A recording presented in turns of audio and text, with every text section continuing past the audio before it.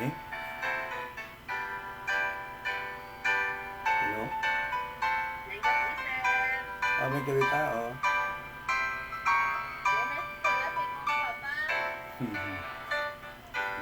Kaya ito tali. Hello? Oh!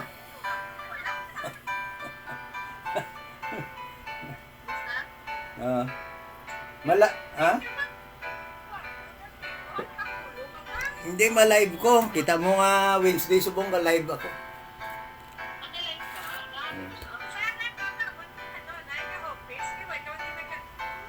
So,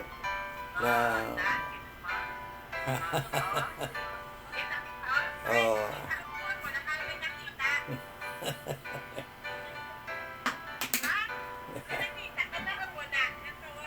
Then,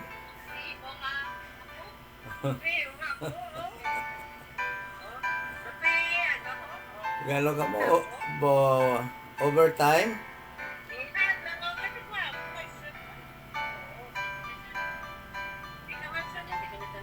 Overtime ka mo? Buka mga pisan sa inyo? Makadto lang ko na galing, matabok ko ah.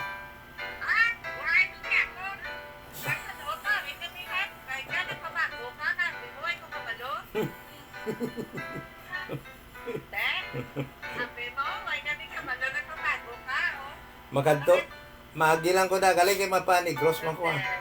Sunod bulan. Sunod bulan gani.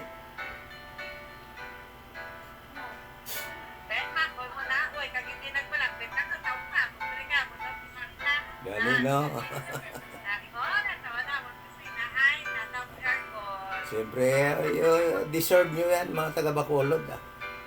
Number 1 nga daan, number 1 nga branch.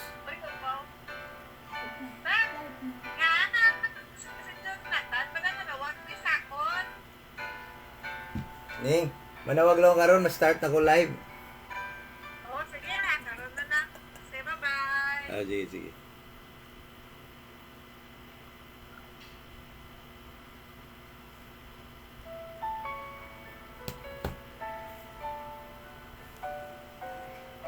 Yun na yun.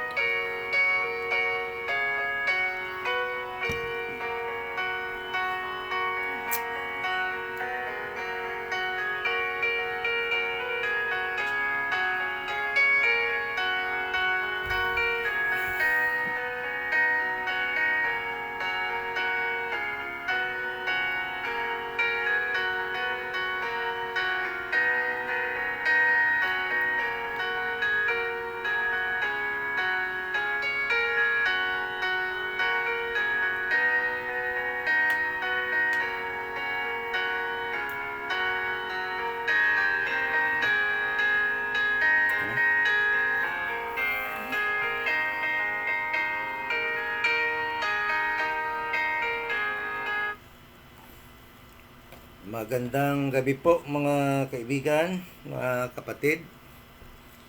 At sa muli, ito nga pala yung Iloilo Dispensation of Grace Bible Church. At nandito po tayo sa 7040 7th Street, Lawan Village, Balantang Haro. Yan po ang lugar kung saan po tayo ay nagko-congregate physically every Sundays and every time na meron po tayong Bible study. Dito po sa Iloilo. At ito po yung nag-iisa, tanging church po dito sa Iloilo na nagpipreach po ng tamang gospel na siyang makakaligtas ng kaluluwa ng tao sa panahong ito ng dispensation of the grace of God dito po sa Iloilo. At kung kayo po ay hindi paligtas at kailangan po ninyong maligtas at hindi po kayo mapunta sa hell, ay wala po kayong dapat gawin kundi ang mananampalataya lamang na si Jesus Christ ay namatay, bayad po ng ating kasalanan. Siya ay inilibing at nabuhay pong muli sa ikatlong araw upang tayo po ay bigyan ng buhay na walang hanggan. Yan po ang tinatawag na Gospel of the Grace of God or Good News sa panahong ito ng Dispensation of the Grace of God. So, alam po yan ng lahat ng mga nagtuturo ng Bible na sa panahong ito ay nasa dispensation of the grace of God po tayo. Ito po yung time, umpisa Acts chapter 9, nang iniligtas ng Panginoong Hesukristo si Paul, ang kanyang number 1 enemy. At may nireveal siya kay Paul na tinatawag na mystery. At yung mystery na yon ay ang tinatawag na dispensation of the grace of God. Na sa panahong ito ay hindi ang Panginoon ay nag-i-impute ng kanyang wrath, ng kanyang galit, kundi ang kanya pong ay dinidispense, no? O kanyang tawag dito, kanyang ibinubuhos sa panahong ito ay kanyang mercy o ang kanyang grace. Kaya nga po, magtataka tayo na yung mga tao na gumagawa ng mga makasalanan, no? At kasama na rin po tayo dyan. Dahil lahat po tayo ay makasalanan, ay binibigyan pa rin ng panahon, ng opportunity na maka-alam po ng gospel na siya makakaligtas ng ating kaluluwa sa panahong ito. So, kung kayo po ay hindi pa ligtas, hindi pa kayo tiyak kung saan po pupunta ang iyong kaluluwa pagdating po ng rapture, panahon na kukunin na tayo ng Panginoon dito, ay wala po kayong dapat gawin upang makatiyak po kayo kung di ang mananampalataya lamang na si Jesus Christ ay namatay, bayad po ng ating mga kasalanan, at siya ay inilibing at nabuhay po muli sa ikatlong araw. So, bago po tayo mag-umpisa sa ating topic ngayon, at yung topic natin na pag-aaralan ngayon ay yung explain ng mga verses na ipinadala po or tinatanong na isa po nating kapatid in the faith, ang tungkol po sa mga verses na ginagamit ng mga hindi naniniwala na after we believe the gospel of the grace of God, we are saved eternally. Yung tinatawag po na once saved, always saved. Kasi marami pong naniniwala na yung kaligtasan po ng isang tao ay kailangan niyang gawin o kailangan niyang i-perform. At dahil nga dyan, kung iasa po natin sa ating performance ang ating kaligtasan, talaga nga pong hindi po tayo makakatiyak at hindi po natin masasabi na ligtas po tayo eternally. Ngunit alam naman po natin na sa panahong ito ng dispensation of the grace of God, salvation is only by grace. It is a gift. Regalo lang po yan sa kagaya natin na undeserved na tumanggap ng gift na yan. Ngunit ibinigay yan ng Panginoon bilang regalo or gift, at kung sino man ang mag-believe sa gospel of the grace of God ay eternally saved na po siya, or once saved, always saved na po yan. Wala na pong makakakuha, hindi na po maalis yung kaligtasan natin pong natanggap after we believe the gospel of the grace of God. But there are people who do not believe that once you are saved, you are always saved because of some verses. Because of some verses that we can read from the Bible. At kahit na po sa mga sulat ni Apostol Paul, nanggagaling, meron din po tayong mababasa na ginagamit nila upang hindi po nila paniwalaan at upang i-destroy po nila ang doctrine about eternal salvation po. Okay? So, alam naman po natin sa Bible that our salvation is not maintained by our performance, but it is maintained by the faithfulness of our Lord Jesus Christ. It is God Himself. It is Jesus Christ Himself who did for it, who performed salvation for us. Siya po yung gumawa ng ating kaligtasan at wala na pong kulang yun. Wala na po tayo idadagdag doon sa kaligtasan na Kanyang ginawa para po sa atin. Yung atin lang po ay mananampalataya sa Kanyang ginawa doon sa cross sa Calvary, that Jesus Christ died for our sins, He was buried, and rose again that third day. That is the only thing that we are going to believe. Okay? In order for us to be saved eternally. Eternally po. Wala na pong pagkawala yung kaligtasan na yan. So yung gagawin po natin, dahil nga mayroon pong tanong mula sa ating kapatid, and we promise that every questions that is heard in this program ay bibigyan po natin ng pagkakataon at sasagutin po natin online. So yung tanong po dito is this, sabi dito, verses in Paul's epistles, that there are verses in Paul's epistles that he posted in Facebook. This is a good Bible study. May you find time studying it. God bless and may God guide you with it. So ito yung mga Bible verses na sinulat din po ni Paul na nagsasuggest daw that salvation can be lost, or ay mawawala dahil nga sa mga verses na ito. Number 1 po dito ay yung 1 Timothy chapter 4 verse 1. 1 Timothy chapter 4 verse 1. At babasahin po natin para hindi po tayo malito. But before that, before we start po ng ating pag-Bible study, pag-address po sa mga verses na ito, ay magdadasal po muna tayo to ask guidance from our God and the Holy Spirit that is in us. Ama na banal, sa muli nagpapasalamat po kami sa gabing ito, Wednesday night, at makapag-aral na rin po muli sa iyong mga salita. At salamat po sa brother nagtanong po nito, nagpadala nitong mga katanungan na ito upang pag-aralan po namin. At alam po namin na ito ay katanungan din po ng karamihan sa amin. Kaya humihingi po kami ng tulong. Please, i-guide mo po kami habang kami ay nag-aaral at na maghahanap ng mga verses na magpapatunay na mga verses na ito ay hindi po nag-aalis naming kaligtasan, kundi ito po ay nagtutukoy sa ibang mga bagay, lalo na po sa grace system or faith system that we are under at this moment, at this period of the dispensation of the grace of God. Thank you so much as we continue studying tonight.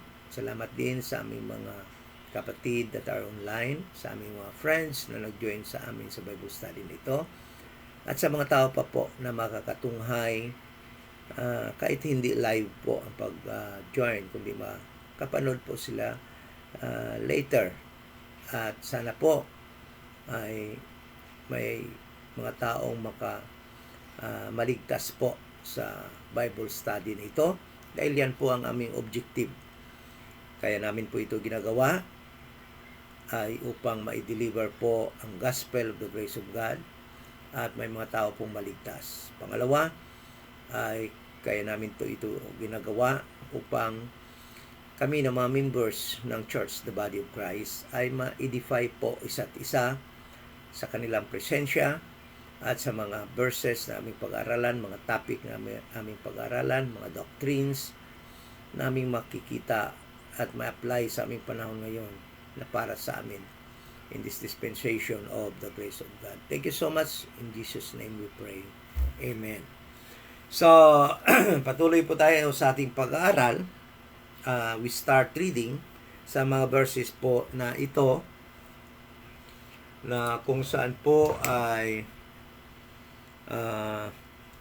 sinasabi ng iba na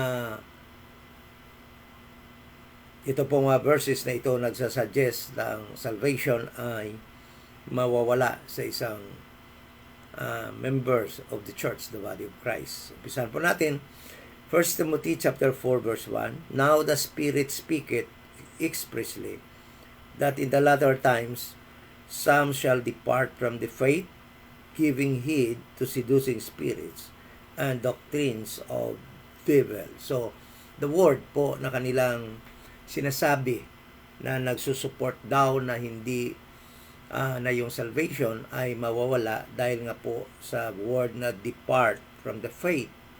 So, yung isang tao daw po na ligtas na ay pwede daw pong mag-depart from the faith or umalis po sa faith, no? So, yan po ang una. Pangalawa po sa 1 Timothy pa rin, chapter 6 verse 10. At sabi po dito, for the love of money is the root of evil, which while some coveted after they have erred from the faith.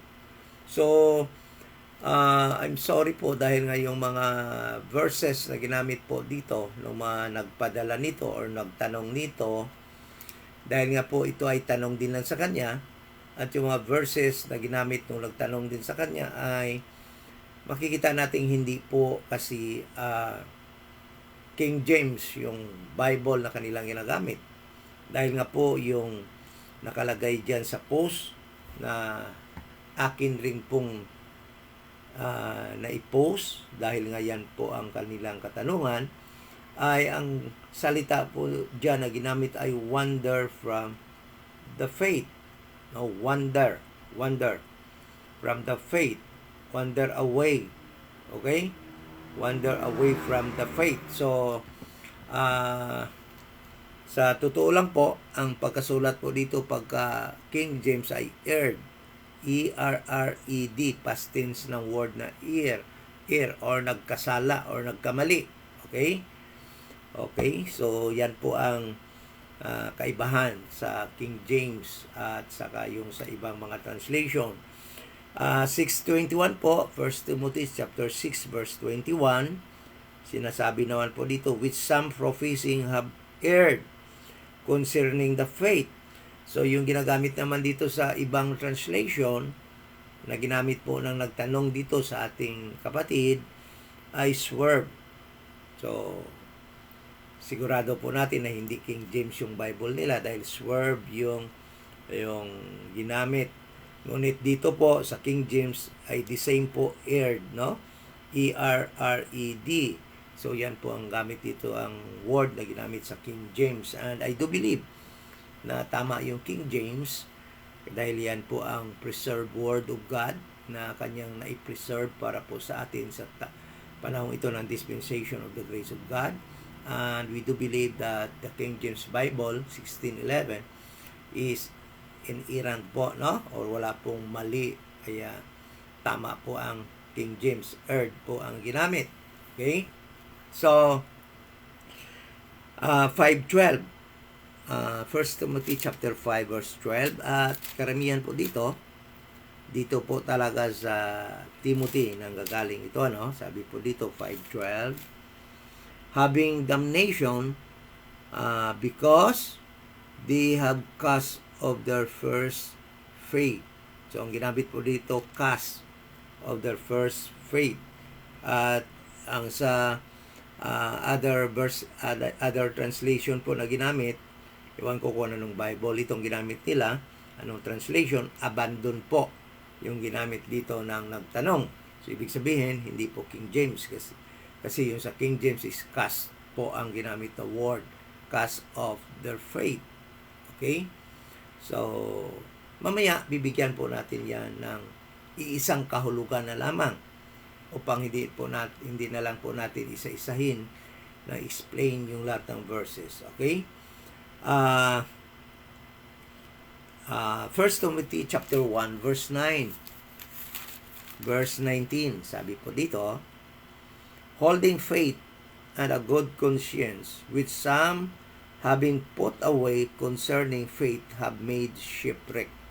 So, ang ginamit naman po sa King James, shipwreck, at sa ibang translation, yung ginamit po ng nagtanong, shipwreck din. So, pareho po yung word. Okay? So, in Galatians chapter 1 verse 6, desert. Galatians chapter 1 verse 6. Ang sabi po dito, basahin po natin.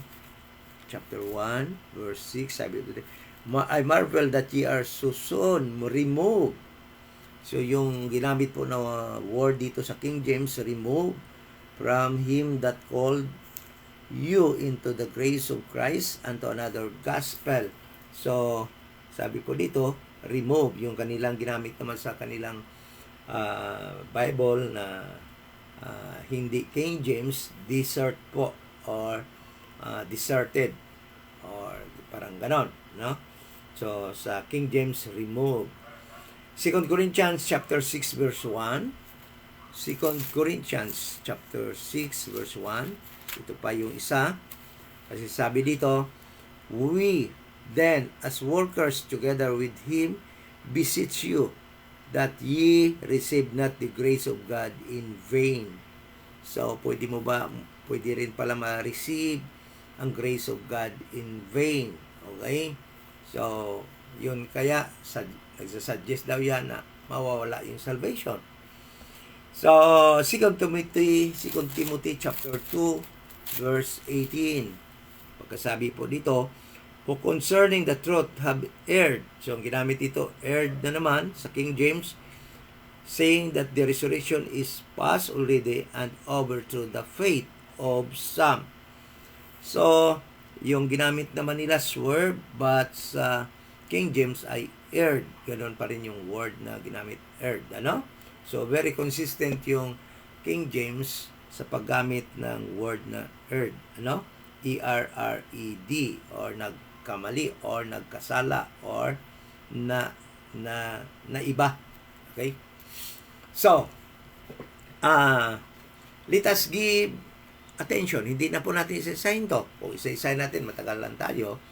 But, dahil pari-pareho lang naman talaga ang kahulugan nitong mga ginamit dito. Erred, cast, shipwreck, Galatians chapter 5 verse 4, fall from grace, fallen from grace, then remove, erred, so depart. Halos po, isa lang po ang ibig sabihin po nito. Okay? At bibigyan po natin una ng pansin in explaining these verses. Let us go to 1 Timothy chapter 4 verse 1. The first in line ng kanilang ginagamit, no? Sabi dito, now the Spirit speaketh expressly that in the latter times, but in the latter times, some shall depart from the faith, giving heed to seducing spirits and doctrines of devils. So, pag binasa mo po yan, dyan lang, sa verse na yan, makapag-isip ka talaga that mawawala yung salvation. Okay? Dahil nga, depart from the faith. But, if you read the whole chapter, the whole book of Timothy, at this moment of time, Paul was writing to Timothy his son in the faith, being the bishop of church at Ephesus, no? So, makita natin dito na si Timothy ay siya yung namumuno sa church sa Ephesus. And Paul wrote unto him, no? That ang kanyang gawain bilang bishop. I'm not calling Timothy pastor because he was addressed by Paul in this letter as bishop. So in verse 3, sabi dito, this is the true saying of if a man desire the office of the bishop, he desireth a good law, a good work. So these verses actually, no, ay remind kay Timothy ng kanyang gawain, ng kanyang qualification as a bishop, okay? Ang kanyang trabaho as a bishop. Okay? So, inisa-isa ni Paul ang qualification niya ng isang bishop dito. At ang qualification ng mga deacons or elders that will help Timothy sa kanyang trabaho as bishop doon sa Ephesus. Okay? So, sabi dito in verse 13 of 1 Timothy chapter 3, for they that have used the office of a deacon will purchase to themselves a good degree and great boldness in the faith which is in Christ Jesus. Yan yung mga trabaho nila. Timothy as a bishop, yung mga deacons. Then, in chapter 4, no,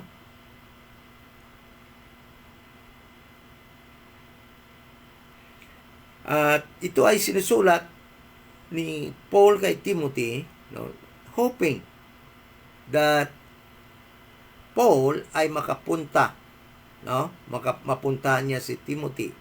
Verse 14. Sabi niya, but if I tarry long, that thou mayest know how thou oughtest to behave thyself in the house of God, which is the church of the living God, the pillar and ground of the truth. And without controversy, great is the mystery of godliness. God was manifest in the flesh, justified in the spirit, seen of angels, preached unto the Gentiles, believed on in the world, received up in glory. So in verse 1, Paul told Timothy that now the Spirit speaketh expressly. Alam naman natin that Paul at that moment of time, no, being controlled by the Spirit, speaketh expressly that in the latter times, hindi po natin alam to kung ano itong latter times. Kasi alam naman natin that si Paul, palagi silang nagkikita ni Jesus Christ. There was an instance na dinala pa nga siya ni Jesus Christ doon sa heaven. But it seems that the Spirit revealed unto Paul that in the latter times, pwede rin na ibig sabihin dito ni Paul na kung mamatay na siya, di ba? Dahil kung mag-depart na siya, kung wala na siya, pwede rin na ito yung ang ibig sabihin ni Paul. Kasi hindi naman siguro alam ni Paul na mula sa panahon na yon, aabot pa ng mga 2,000 years hanggang ngayon. No? Hindi naman siguro iniisip ni Paul na yung nakikita ni Paul na latter days or latter times ay aabot ng 2,000 years o sa ngayong panahon na to. It could be that Paul was referring after his departing or after his death. Okay? Or after na umalis na siya. Kasi dito sa Acts chapter 20, meron sinabi si Paul. Sabi ni Paul, for I know this, Acts chapter 20 verse 29, for I know this, that after my departing shall grievous wolves enter in among you, not sparing the flock. Also, of your own selves shall men arise, speaking perverse things, to draw away disciples after them. So, it could be that Paul was referring, the later times na sinasabi niya dito, ay yung time na sa kanyang pag-depart. Grievous wolves will enter the flock. Okay? And some from within the group will come out and will destroy the flock, will destroy his teaching, okay? Will destroy the grace or the faith, the system of grace, the system of faith that is prevailing during that time and until now.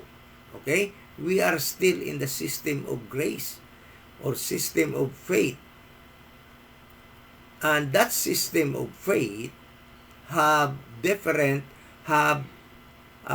many doctrines or teachings that was given to us for our obedience. Okay? Meron din siyang mga doctrines na mga doktrina na dapat nating sundin sa panahon ito ng system of grace or panahon ng dispensation of the grace of God or time ng faith. Okay? So, sabi dito, but sabi ni Paul, in the latter times, some shall depart from the faith or from that system of grace or faith. So, ang depart from the faith dito ay hindi sinasabi na will depart from salvation. Because we cannot depart from something that hindi naman nanggagaling sa atin. Hindi na natin maitakwil yon, yung isang bagay na naisilyo na sa atin, kagaya ng salvation. Yung salvation ay natanggap natin dahil gift nga yun ng Panginoon by the time we believe the gospel of the grace of God. So itong mga tao dito na sinulatan ni Paul, no? Dito, lalo na si Timothy, okay? Sabi dito sabi niya na sa latter times some shall depart from the faith. So ibig sabihin, mayroong mga saved na tao that cannot lose their salvation, but those people, some of them that are within the flock will depart from the doctrines, from the sound doctrines that we are taught, na naturo na sa atin, na naturo na sa some na ito na magdi-depart. So, hindi po salvation ang pinag-uusapan dito pag sinabing depart from the faith. But some will depart from the system of faith, from the system of grace. Okay? And ano yung gagawin nila? Paul at this moment of time gave some examples kung saan sila magdi-depart. Okay? So, but before some can depart from the faith, they should hear first some seducing spirit. Makakarinig muna or maniniwala muna sila sa mga magtuturo ng maling doktrina. Okay? So, sabi dito, bakit ba sila magdi-depart sa faith? Sabi dito, giving heed to seducing spirits. Dahil makikinig sila, bibigyan nila ng pansin ang mga seducing spirits. Sabihin na natin, evil spirits. Ito mga seducing, yung naga-seduce, okay? Sa kanila upang maligaw sila, upang maalis sila sa grace system na kanilang nilalakaran. Ano pa? And doctrines of devils. They will heed these seducing spirits and doctrines of what? Of devils. So, ibig sabihin, itong mga tao na to, bago sila umalis sa grace system, sa paniniwala sa mga sound doctrines that na ituro na sa atin, they should first hear, okay? Seducing spirits and doctrines of devils. Sino bang magtuturo nito? Kailan ba kinatatakutan ni Paul mangyari ito? Sabi niya, after my departing. After his death, or after siya umalis na, which refers to his death, dahil nga wala na nga siya. Okay? At alam naman natin na yung talagang pagdami ng number na mga grace believers nung na-save sa gospel of the grace of God ay yung sa panahon lamang ng ministry ni Paul. Okay?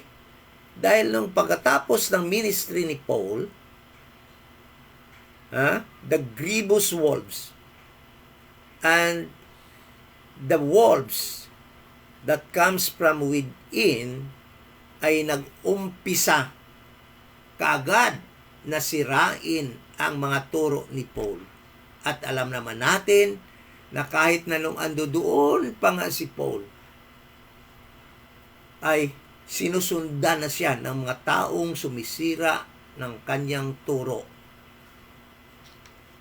Ang pagsira nila na ang mga tao na tinuturuan ni Paul ay hindi sumunod sa grace system na itinuturo ni Paul, na ang kaligtasan ay wala kang dapat gawin, wala kang kontribusyon upang maging sayo yan. At ang tinuturo nila na hindi pwede yon. Kailangan after you get saved, you must have your children circumcised. Kailangan nyo ipasircumcise yung mga anak nyo. You have to obey and practice the Jewish practices. The feast, you have to observe the feast. You have to go to Jerusalem and participate. Whatever the Jewish culture system, the law system, ang nare-require ay dapat sundin nyo. So yun ang nangyayari dito. Yung departing from the faith is that ang mga tao na yon, some departed from grace system, na ang iyong kaligtasan ay wala ka nang dapat gawin para maidagdag pa. Okay?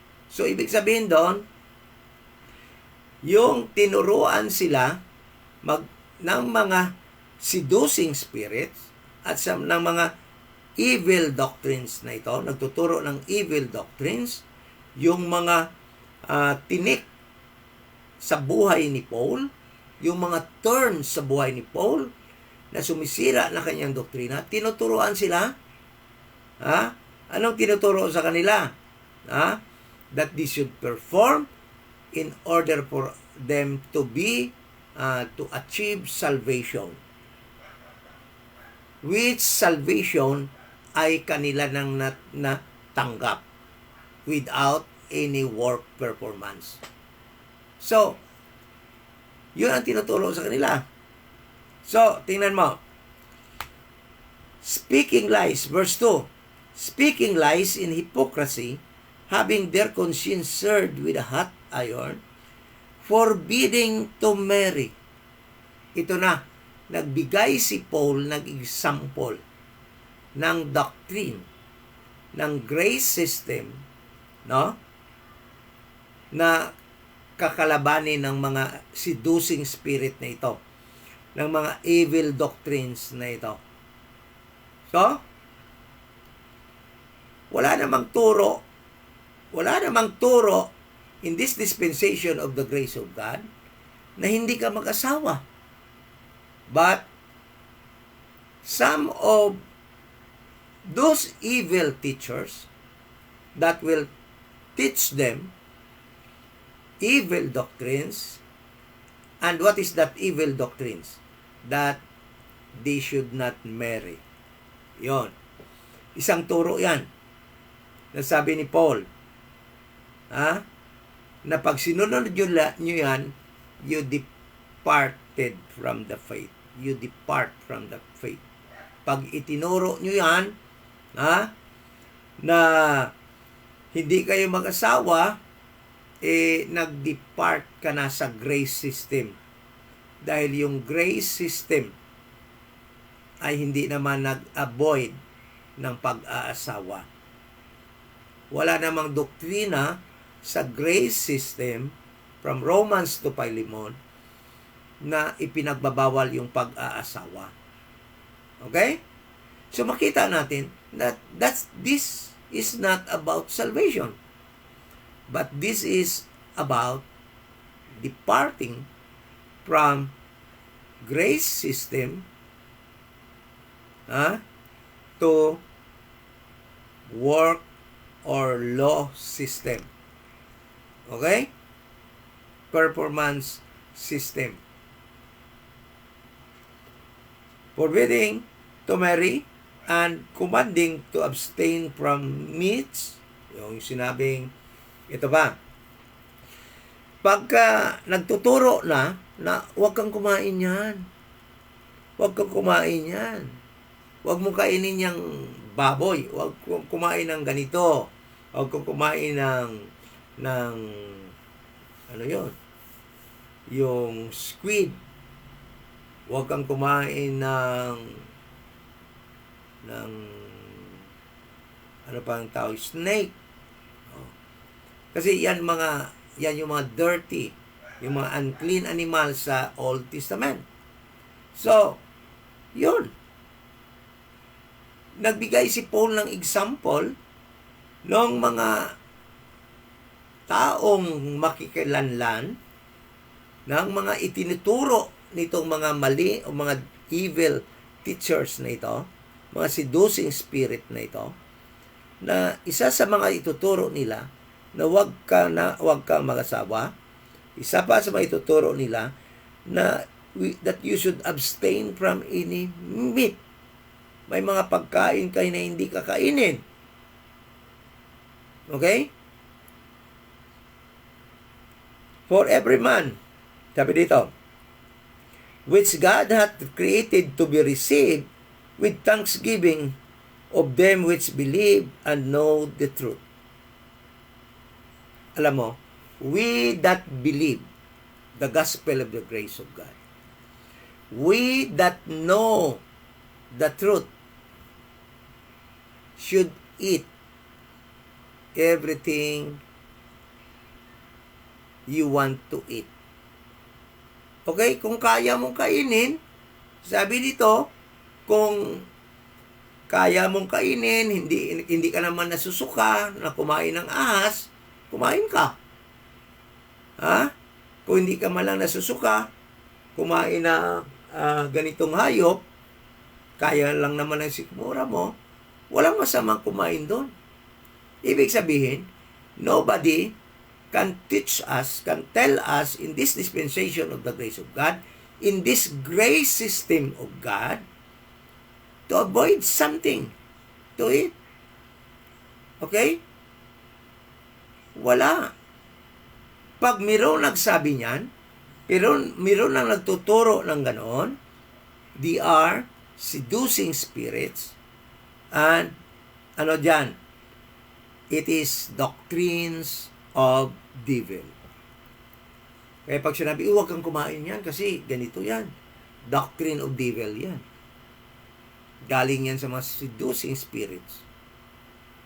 Bakit? Ano ba sabi ni Paul? Let us go to Colossians chapter 2. Sabi dito sa Colossians, and you, being dead in your sins, and the uncircumcision of your flesh, hath he quickened together with him, having forgiven you all trespasses. Ano? Alam mo, anything you commit today, anumang kasalanan yon, forgiven na yon. Kasi all trespasses been forgiven. Sa lahat na nag-believe ng gospel of the grace of God, lahat ng trespasses mo, past, present, and future trespasses, all are forgiven. You are forgiven. That is why, being a forgiven person, there's no such thing as law that is over us, that can point to us that you sinned, because we are not under the law. Okay? Listen to this. Sabi dito, verse 14, Colossians chapter 2, verse 14, blotting out the handwriting of ordinances that was against us, which was contrary to us, and took it out of the way, nailing it to the cross. The law that says it is sin to eat that kind of animal was already blotted out. What does it mean when we say blotted out? Meaning, it is no longer applicable. It cannot be used to point us that we committed sin because we eat something. Because we eat pork. Because we eat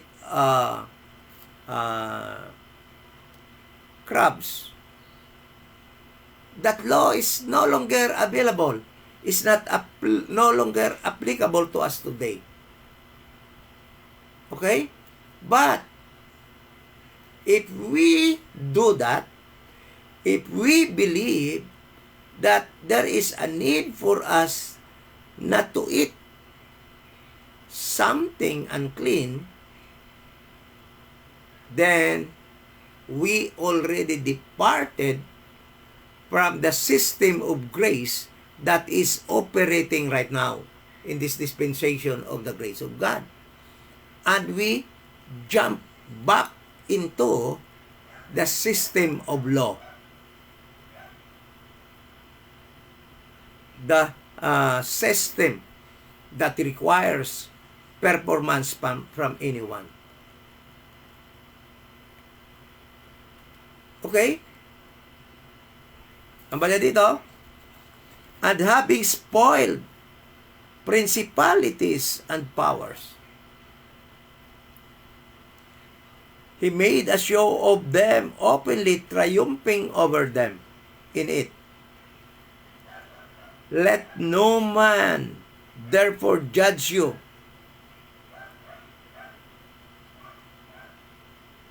in meat, or in drink, or in respect of holiday, or of the new moon, or of the Sabbath days, which are a shadow of things to come, but the body is of Christ. You see? Sabbath, feast, whatever festivities, is no longer applicable today in this dispensation of the grace of God. Okay? So, ano bang ibig sabihin talaga ni Paul nung sabi niya kay Timothy dito? Balik tayo sa Timothy chapter 4. Paul at this moment of time was trying to remind Timothy of his job as a bishop. And as a bishop, as leader of church somewhere in Ephesus, Okay? He should remind all of these things to the believers to whom he was overseeing. Verse 6. If thou put the brethren in remembrance of these things, thou shalt be good minister of Jesus Christ, nourished up in the words of faith and of good doctrine, whereunto thou hast attained. So, at this moment of time, Paul was warning Timothy to remind the people under his watch, to remind the people, the believers, under his watch of these things, that they should be aware and avoid this coming teaching that will cause the believers to depart from the faith, or that will cause or that will make the believers to depart from the grace system of faith.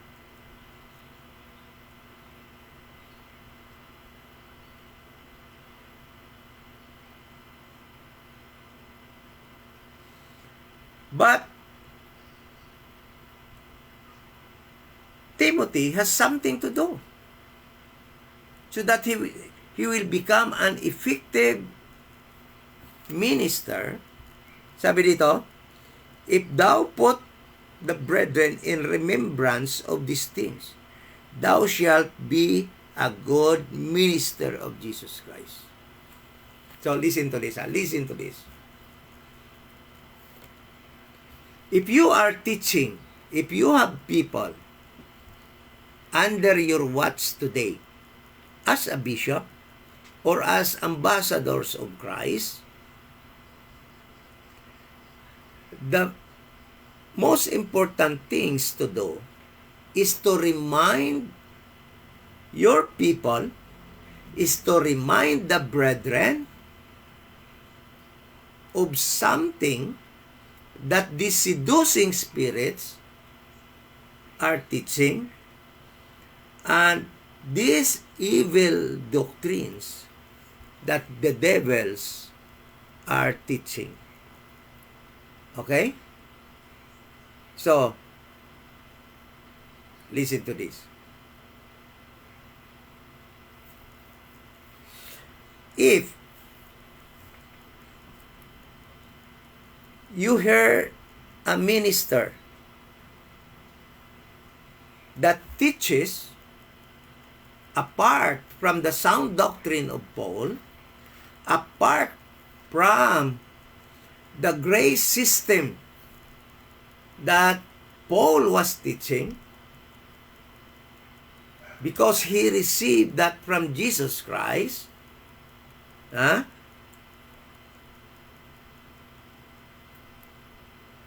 you must be careful. I'll tell you that. I'll tell you this. You must be careful with that teaching. Example. I'll give you an example. Paul taught us or teaches us that in this dispensation of the grace of God, water baptism is no longer applicable because it will make the cross of Christ of none effect. But if there are teachers, pastors, teachers claiming to be RD, moderate RD, or RD,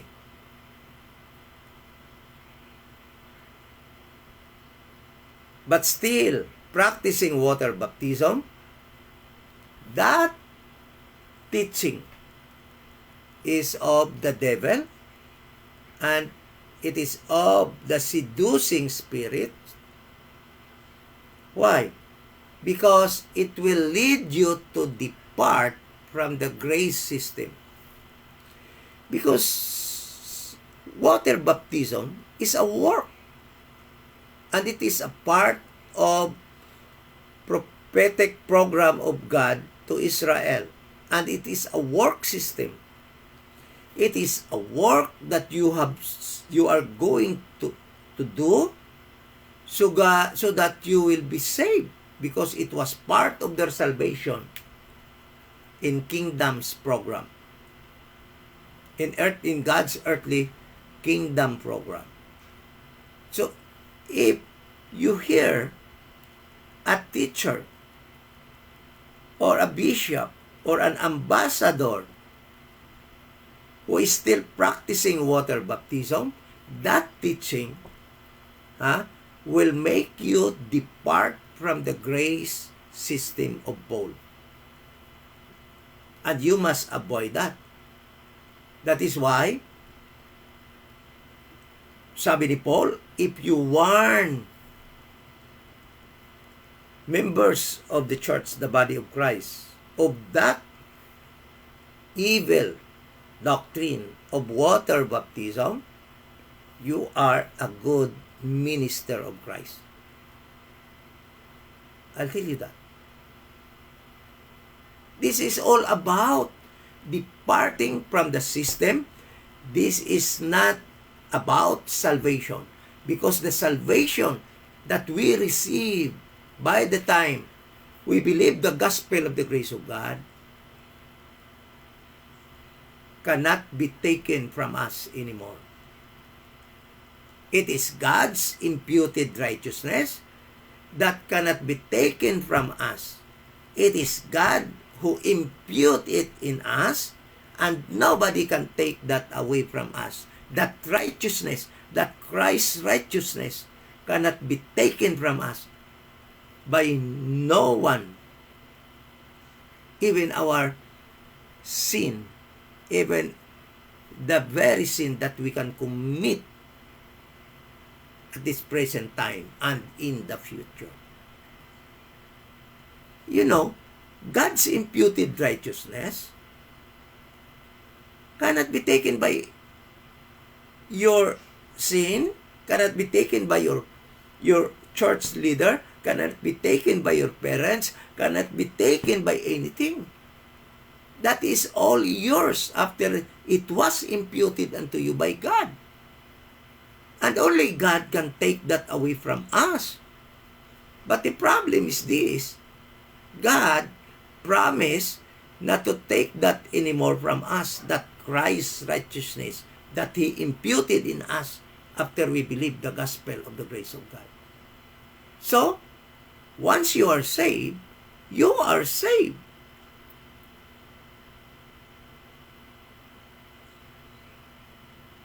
The problem of those people who believe that once saved, always saved is not biblical truth, because they do not rightly divide the word of God.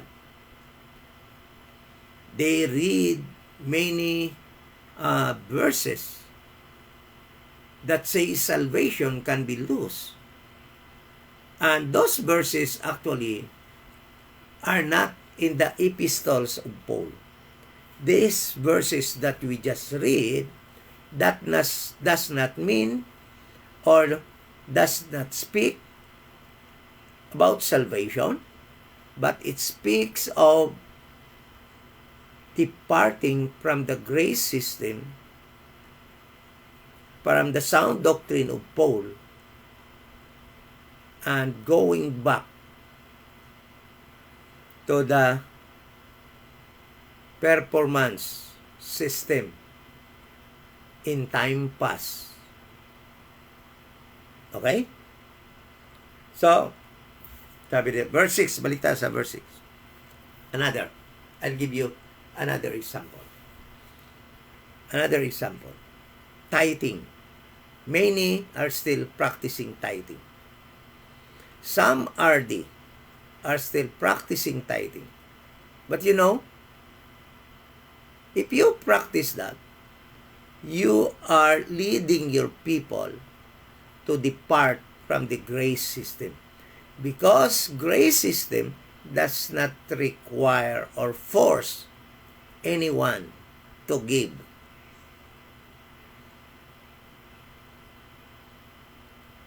Another example, Lord's Supper. If you introduce or still practice Lord's Supper in this dispensation of the grace of God, you are leading your people to practice something that is not for them. And because of that, you are leading people to depart, to err, to shipwreck, to fall from the grace, to remove from what they first believed, from what first taught unto them. So the same word, erred, cast, shipwreck, fallen from grace, removed from the first thing that you've been taught, erred, depart, the same. Departing from the system, from the grace system. It is not about salvation that we receive that was imputed unto us by God by the time we believe the gospel of the grace of God. That is already eternal. It cannot be taken from us. It cannot be taken from us because we sin, we commit sin. It cannot be taken from us because we practice, because we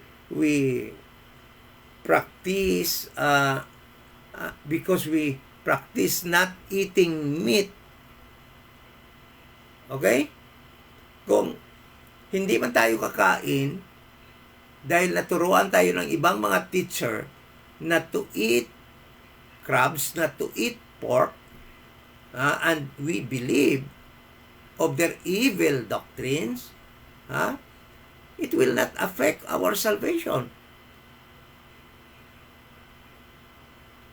Because salvation is different thing from the system that we are practicing right now, the sound doctrines that we are going to follow as long as we are still here on this earth.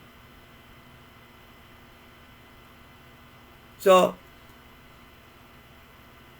like for example, if we practice Lord's Supper, if we practice, if we believe that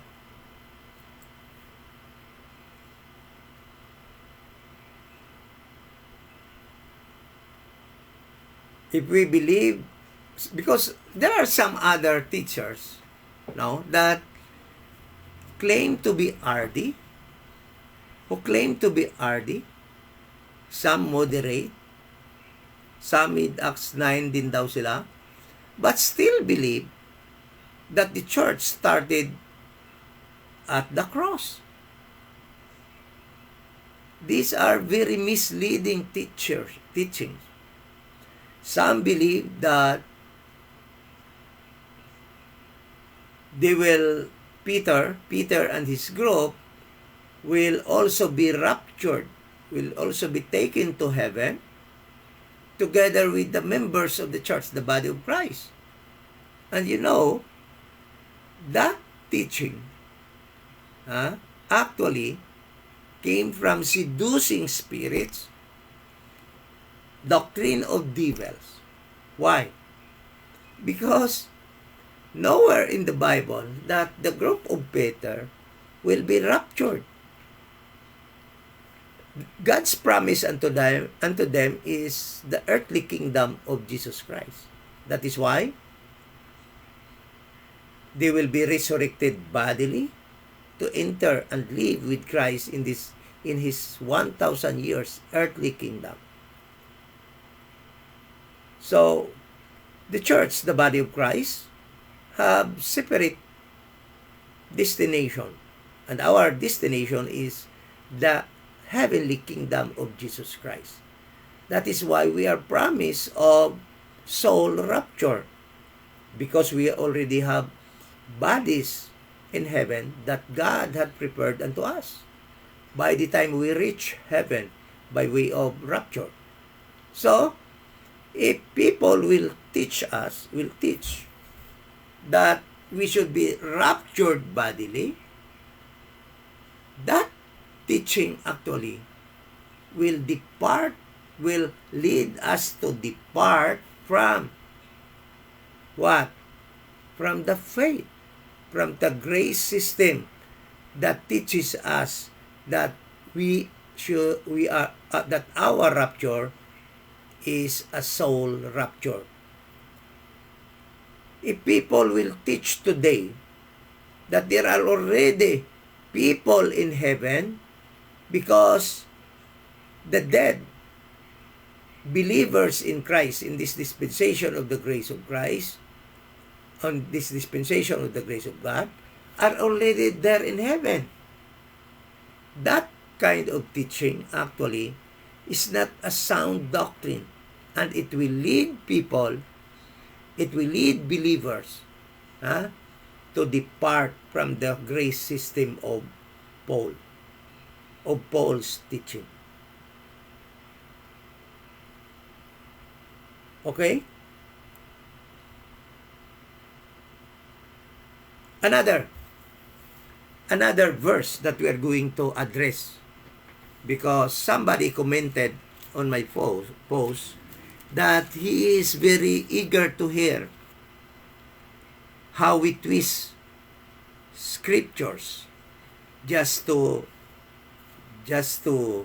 support our claim of once saved, always saved. And he actually directed to Galatians chapter 5 verse 4. So let us go to Galatians chapter 5 verse 4. This is the last verse that we are going to address, because some other words wander away in 1 Timothy chapter 6 verse 10, swerve in 1 Timothy 6:21, and 1 Timothy 5:12, abandon, are actually the same. Departing from the grace system. It does not speak about losing our salvation. So, Galatians chapter 5 verse 4. And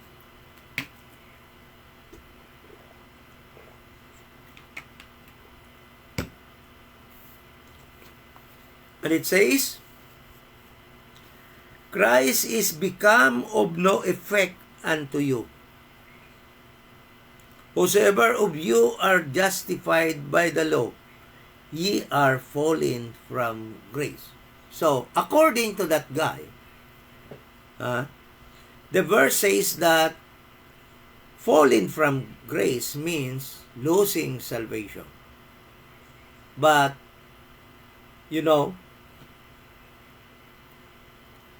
how can these people lose their salvation just because of this verse? Listen to this. Falling from grace in this verse does not mean losing salvation. But the truth is this. Galatians, at this moment of time, was pummeled by false doctrine. They were deceived of laboring under Mosaic law. They were told to obey Mosaic law to receive salvation in which salvations they already received by grace through faith without works. Okay? So, ibig sabihin, ganito yon. Yung mga taga-Galatians, there are people from Jerusalem, and I do believe were member of the church, the Little Flock, who went to Antioch in Galatia and told them to obey the law of Moses in order for them to be saved. But yung salvation na yan, alam naman natin na natanggap na nila, na naging kanila na without works. Ligtas na ito mga Galatian. Tingnan mo. Tingnan mo. Galatians chapter 3 verse 2. Anong sabi dito ni Paul? This only would I learn of you. Receive ye the Spirit by the works of the law or by hearing of faith? So, the Galatians believers, saved believers, were saved because of their faith. Because they hear and believe that Jesus Christ died for their sins, He was buried and rose again the third day. They received the Spirit, not of works, but by faith. And that time, they were sealed by the Holy Spirit of God. Verse 3, are ye so flawless? Having begun in the Spirit, are ye now made perfect by the flesh? Are you now made perfect by the law? But by obeying the law of Moses? So anong tawag sa kanila? Are you so flawless? Are you so flawless? Nabuang na ba kayo? Nag-umpisa kayo sa Spirit? But mapiperfect ba kayo ng law? Ng flesh? Have you suffered so many things in vain? If it be yet in vain? So, the Galatians believers were pummeled and were taught by the Jewish members of the kingdom believers, kingdom church, that they should obey the law of Moses, perform the law of Moses in order for them to receive salvation, na yung salvation na yun na-receive na nila dati by the time they believe the gospel of the grace of God.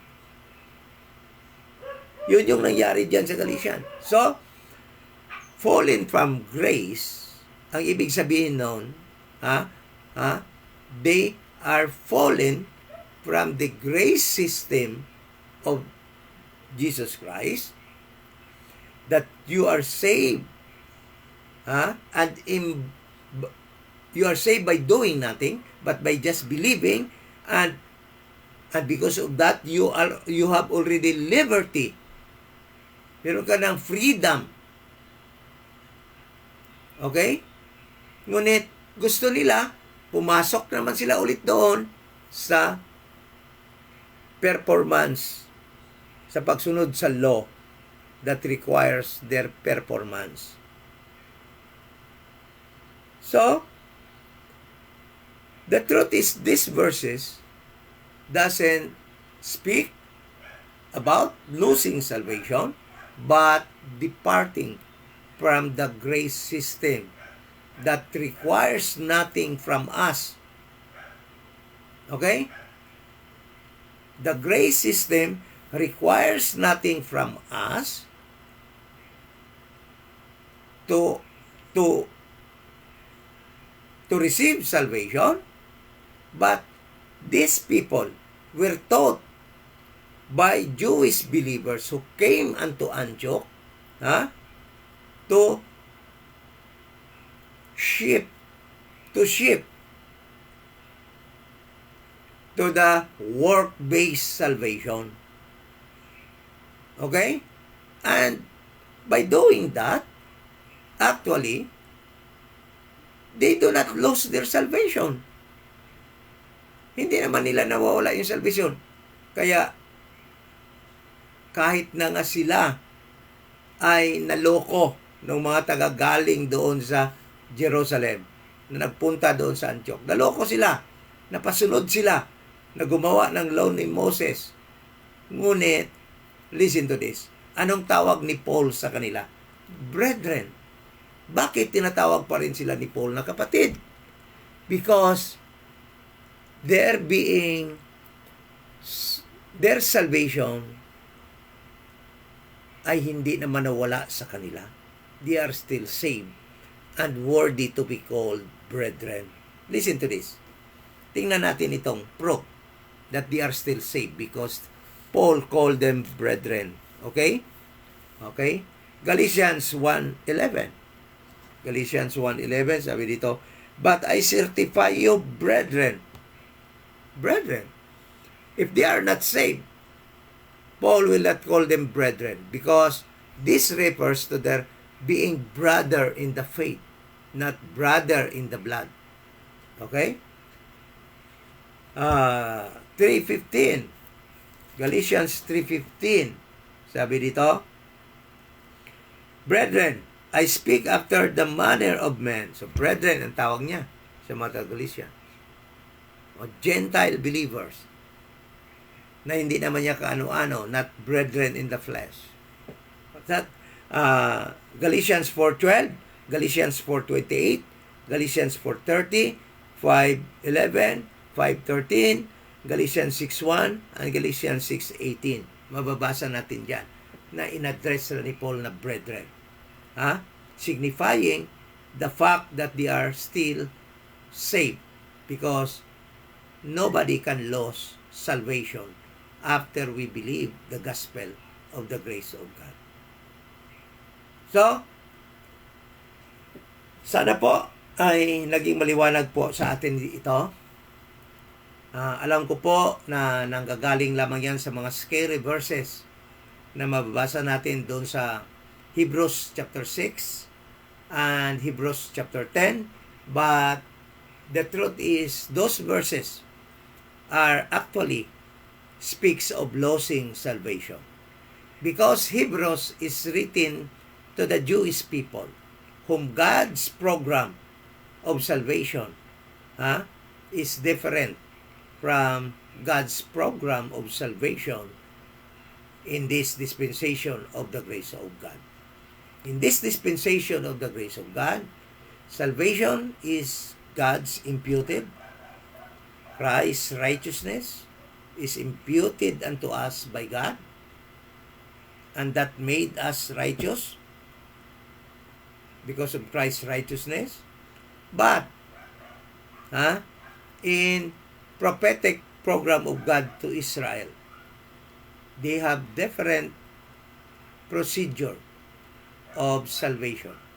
They can lose their salvation if they will not endure up to the end. They can lose their salvation if they will not perform the requirements to maintain their salvation. Talaga mawawala yung salvation doon sa prophetic program. Tingnan mo si Sapphira at si Ananias. They died unsaved because they actually blasphemed or lied to the Holy Spirit. In this moment, in this dispensation of the grace of God, how many times did you lie to the Holy Spirit that is in you? How many times? But why are you still alive? Why the Holy Spirit did not kill you? Because God, in this dispensation of grace of God, does not dispense His wrath. He is only dispensing mercy and grace. Okay? So, sana po, naging maliwanag na po sa atin, nothing to be scared po. If you are saved, because you believe the gospel of the grace of God, those verses that we read, actually, are not verses that suggests that we can lose our salvation. We can be led to depart and to practice, no? Contrary to the grace system of Paul, of this dispensation of the grace of God. But it cannot take away our salvation. The Bible says that we can eat anything today as long as you can eat. Okay? But not eating of some of those animals cannot actually take our salvation away. But we cannot enjoy our liberty, our freedom, the grace system that we are in. Okay? We lose our freedom, but not our salvation. We can lose our freedom temporarily because we obey some evil doctrines and we listen to the seducing spirits. But salvation that we have cannot be taken away from us. Thank you so much po sa pag-join nyo po sa ating Bible study ngayon.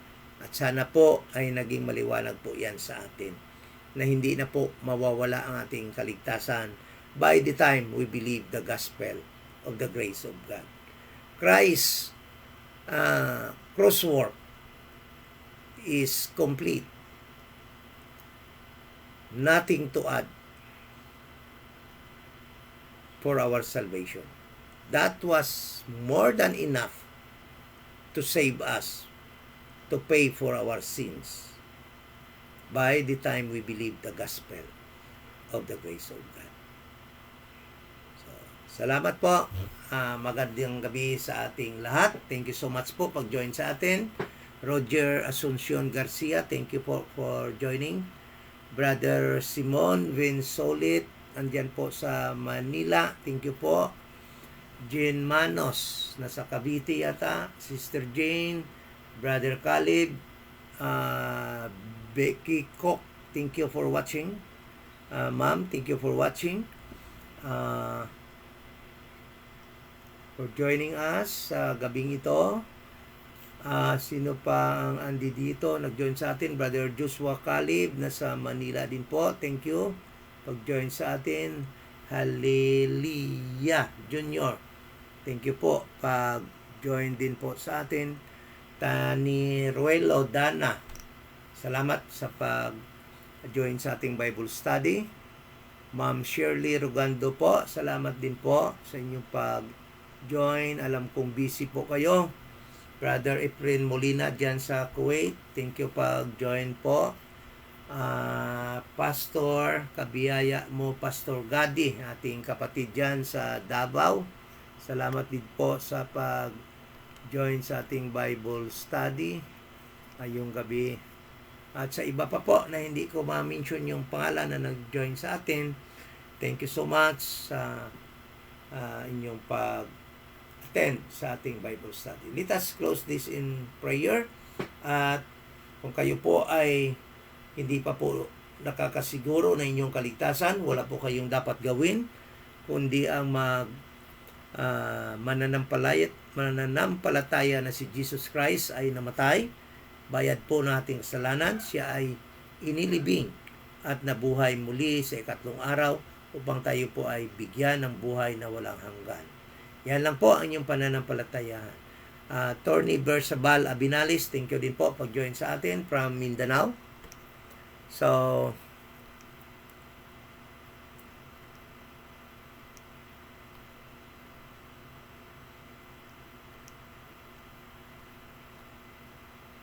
that's Brother Brad Jerome Civilio. Thank you din po pag-join at sa iba pa. Let us close po in prayer. Ama na banal, thank you so much for giving us, O God, the opportunity, the courage to speak the truth. At alam po namin na ang truth ay mag-free po sa amin.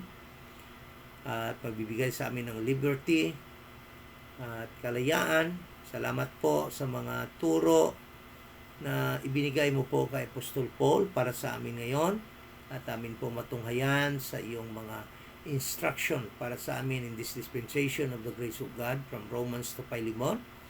At salamat po na yung mga verses na yan ay naging maliwanag sa amin na hindi po yan ay tungkol sa pagkawala naming kaligtasan, naming salvation, kundi tungkol po yan na kami po ay ma-sway at mapipilitang makadepart sa grace system, sa kaligtasan, na wala na po kami iambag at mapilitan kami magbalik at mag-depart sa system na yan at gumawa ng mga gawain lamang sa prophetic program mo po sa Israel, ang mag-perform upang kami po ay maligtas.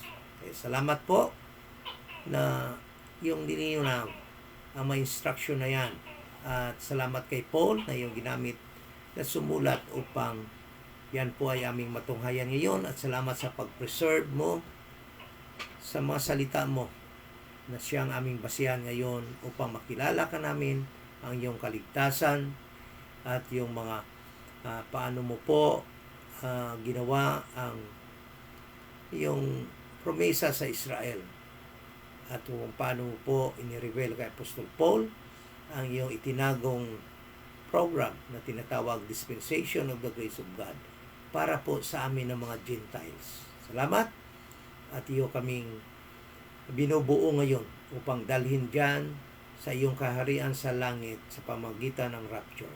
Thank you so much. We pray in Jesus' name. Amen.